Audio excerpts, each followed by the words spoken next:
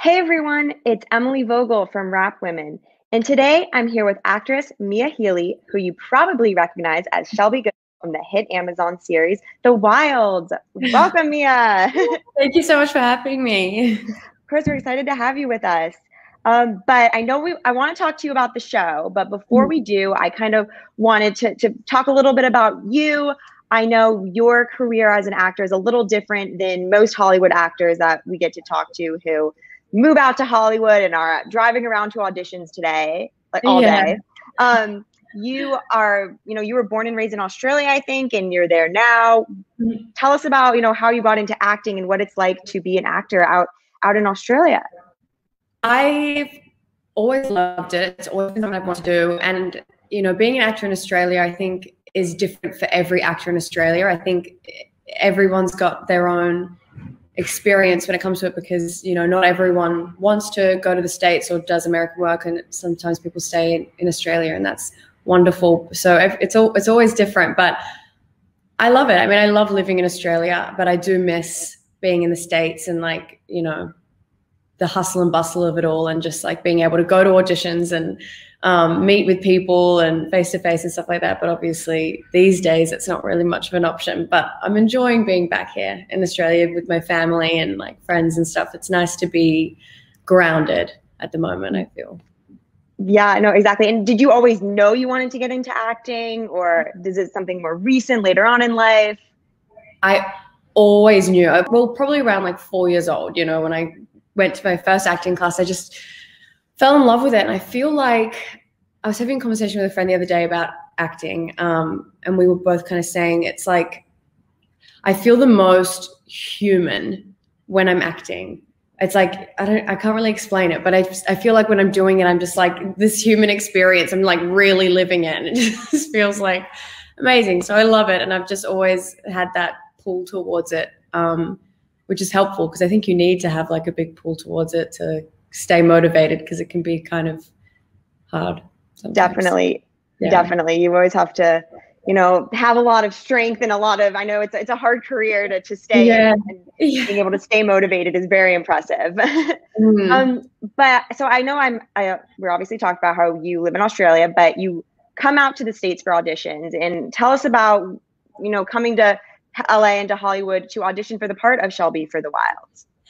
That was one of the best experiences of my life because I'd never really spent time in America, really. So I just I got the call back for the show, and I just was working at a hotel, and I was like, I'm just going to go. I'm just going to go and fly to the States to do this call back. And my agent was like, you don't have to do that. You know what I mean? Like, you can do a self-tape from the office. You don't have to like spend thousands of dollars going to America. And I was just like, I just really wanted to be there, and I just felt like I should be there, and I wanted to be in the room. And I felt like, it's such an emotional thing, acting. And I think there's so much that you lose through like self-tapes. Not always, but I feel like personally, like I need that sort of energy in the room. And I also need a bit of the fear. Like, I feel like I get a bit too comfortable sometimes with self-tapes, and I'm like, I don't know, when you're in the room, it's a lot harder. So it brings out some better work. Anyway, so I went to LA to do the callback, and ended up signing with my managers and agents over there from my American side of the team. And then did the callback, got to meet, the writers and producers and stuff. And it was awesome. It was so thrilling to be there. And it just felt so like crazy and jet lagged and bizarre. And it was just like, oh, it was just such a thrill. I loved it. And then days later, I got back on a plane and came home, and then resumed life. That's amazing. It sounds like such a whirlwind, like a true like come to Hollywood, like it's just an incredible experience. It sounds like. Yeah, I know, it's very Hollywood. That's how I felt being there as Australian as well. I was like, oh my gosh, this is like, so Hollywood. I felt like at the time. Well, that's amazing. And now, with the Wilds in particular, was there something about the project where you're like, I need to do this, and you felt really passionate about that in particular with your character Shelby? When I read the email that I got about Shelby, and it said that it was this seemingly perfect character that had all of this hidden grit and secrets that she was keeping from the others, I was sold, because that sort of character, that depth and that grit is something that I'm so inspired by, and so have always wanted to do. So she's kind of been the dream role for me. And also just seeing a show that was led by 8 women, young women, it was just so like powerful. I just, you know, you read the script, and sometimes you just read scripts and you just know that it's important and that you should be doing it. So I think that's why I also felt the push to go to LA and do the callback, because there was just something special about it. You know, there was something that was just, yeah, I'd never really read anything like it, and I just knew it was going to be great. So I hopped on a plane. Yeah, I think that is also my favorite part about the series, is that each of the main characters is so different. They're from different backgrounds, different cultural backgrounds, social backgrounds, different sexual identities. And in particular with your character Shelby, we see so many different sides of her. It's almost like you're playing different characters at certain times, which is really cool. But when playing her, did you learn anything, or were you able to relate to the character in certain ways? When I started playing Shelby in the pilot, and when I booked the role, I felt like at the time there wasn't a lot that I could relate to her with. I was kind of like, oh, we're similar, and because I always try and like find a way to empathize with these characters and like find what parts of myself are in them. And there were definitely some, but there wasn't a lot. We're very, very, very different people. I'm a lot more free than she is, and so that was interesting, because as the show progressed and as we got into filming season 1 and like episode after episode we're rolling through, I was realizing that we're actually really similar in a sense. So I kind of learned to empathize maybe even more with people, because it is kind of like you can't judge a book by its cover, even though we were creating this character, but I kind of judged her at the beginning. So I guess I learned that from her. Would you as personally as yourself, Mia, have any advice for Shelby, or anything that you would want to teach her? That is such a good question. No one's ever asked me that. Advice for Shelby. I think she needs a lot of advice. I think she just needs, it's not so much advice that I would like to give her as just, encouragement and a listening ear. I think she surrounds herself with people that, or she's surrounded by people that don't get her and don't get it, so she doesn't feel like she can be open and free. So I think if I could give her anything, it would be understanding and just a friend, I think, that she can rely on and trust. No, I see that definitely. And then I know too, I mean, the show has broken different boundaries, and I know a lot of people are talking about it, especially right now where there's a really big push for diversity and inclusion in Hollywood. And a lot of times when I'm watching a show or a movie, it kind of almost feels like they're just that particular project is almost just like checking off a box. Like, we're just going to kind of throw in and make their best friend be gay or something like that. So with this show, I did not feel like that at all. And I think a lot of it was because we were able to really see into these characters' stories, especially with Shelby, and really understand, her struggle with her sexual identity. My question would be then, how important and why do you think it's so important that Hollywood continues to push these inclusive projects and by making them really authentic and pushing these authentic inclusion projects? I think this is a really exciting time and a very well overdue moment for these stories to come to light. I've personally never seen, the only lesbian movies I've really seen are kind of a bit more grown up. So it's cool to see something like from the teenage perspective. And I think, it's so important because art is life, and we're representing life in the world that people walk around in. So it's important that, what the art that we're consuming is, what we're living. And if we're just seeing, straight white people all the time, it's unfair, and it doesn't actually make any sense, because it's not real. It's not how it looks when you go outside. It's not what people are like, there's so many different people out there. And that's the beautiful thing about people and about this world is that we're all so different.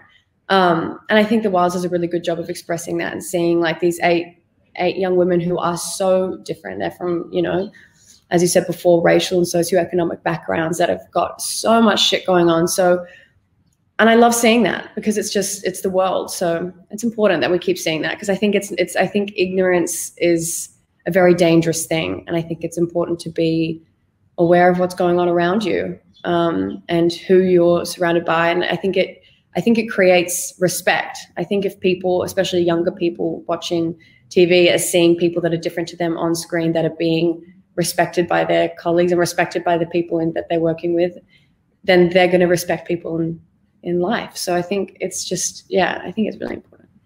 Yes. And well, I know too, this season, or the series has already been renewed for a season 2. So how do you know, are you hoping that you'll be able to see these characters transform even more, or, you know, what are you kind of hoping to see in this next season? Yeah, it's so interesting because, you know, throughout season 1, we see these characters, you're right, we see them just transform so much. So I wonder how, you know, how far can these people really go? So I think there's definitely a lot to unpack. There's definitely a lot of things that were left unsaid in the end of season 1, a lot of loose ends that need to be tied up, which is really exciting. I definitely want to see Shelby experience her queer side more freely now in season 2, hopefully. I'm not sure. Maybe I'm rushing into it. I don't know if that's what the plan is, but I would love to personally just see Shelby kind of, you know, sit back and get comfortable with herself and who she is.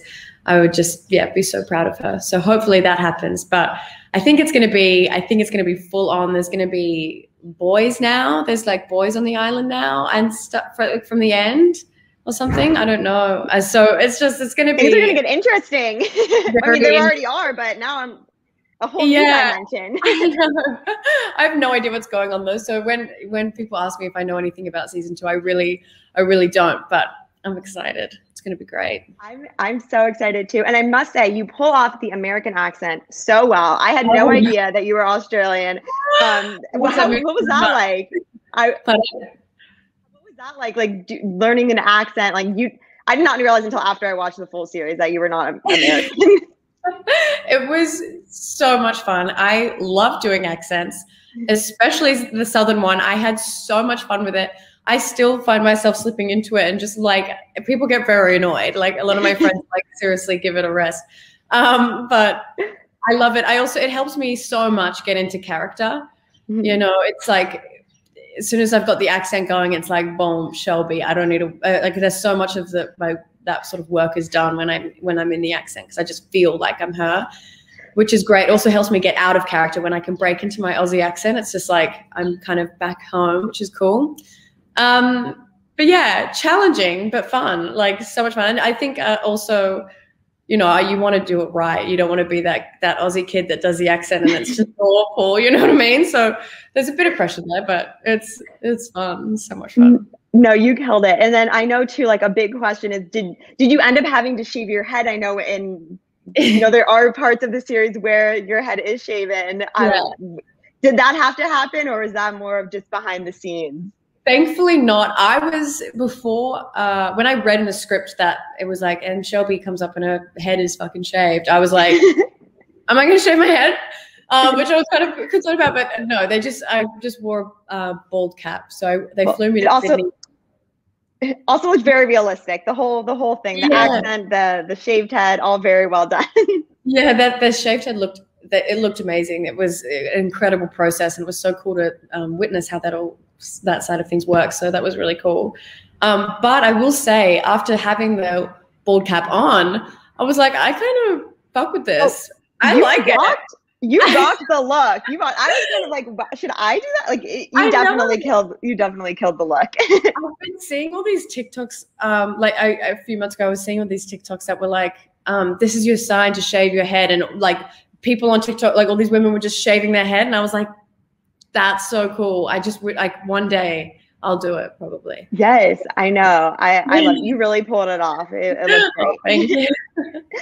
Okay, so now we're going to kind of move on to more of the fun part of things where it's not just questions, but more fill in the blanks. So Okay. I'll start the sentence and then I'll have you finish it if that works. Okay. Cool. Okay, so the first one is The Wild is a show for someone who is looking for ... The Wild is a show for someone who's looking for a challenge. I think The Wild's challenges me, like as a viewer, even watching it, I was like watching it and feeling like challenged as a person. So challenge, I think. Well, this kind of, I mean, you can, for our next one, which kind of relays off of that, if you have any other words too, is 3 words to describe The Wild is. Because I know you're saying a lot of words are going off in your head. Yeah. Just throw them all out. Okay. 3 words to describe The Wild.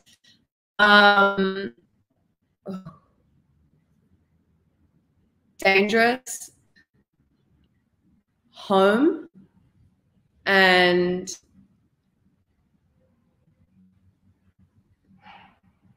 support. Very random. I wouldn't usually use those 3 words, but I feel like, yeah. I totally see it. Okay. Yeah. And then non-show, I mean, show kind of themed, but not about the show. Okay. If I could bring one tool to a stranded island, it would be a tool. Yeah, or anything, like if it's like an essential item, I guess could be. Right. Okay. Can I say sunblock? Yes, that's perfect. I think that would kill me if I didn't have sunblock. Like in the show, we're all really burnt and stuff, but I would be, like, me personally, I would be so burnt. I would just have to hide in the shade the whole time and I wouldn't be able to like survive. So I think that's probably going to be the most important thing for me. That is so important. Okay. And then the next one, if I could bring one movie to a stranded island, it would be.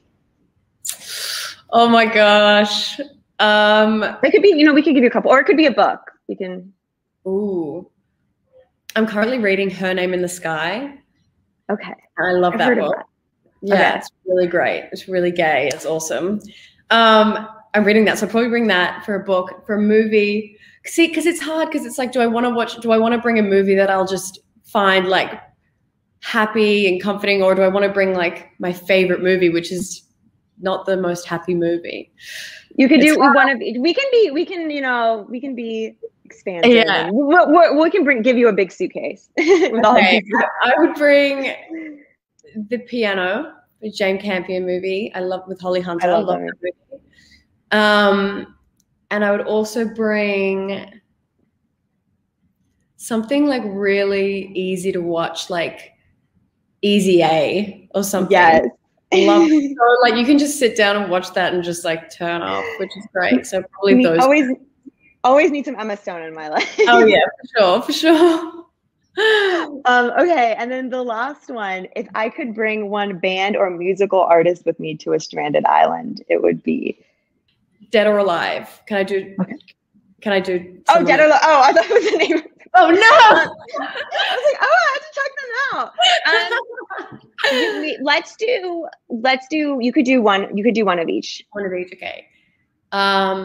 Freddie Mercury. Good one. And someone who's alive. Or we could just do Freddie Mercury too. Freddie Mercury. Yeah, Freddie Mercury. Yeah, because he's just too great. So we'll let that one count. Yeah, I can't stop listening to him. He's amazing. Perfect. Well, Mia, thank you so much for joining me today, and for all of our Rap Women audiences tuning in. For more female-focused content and interviews like this, you can check out rapwomen.com. And thanks so much, Mia. Thank you so much for having me.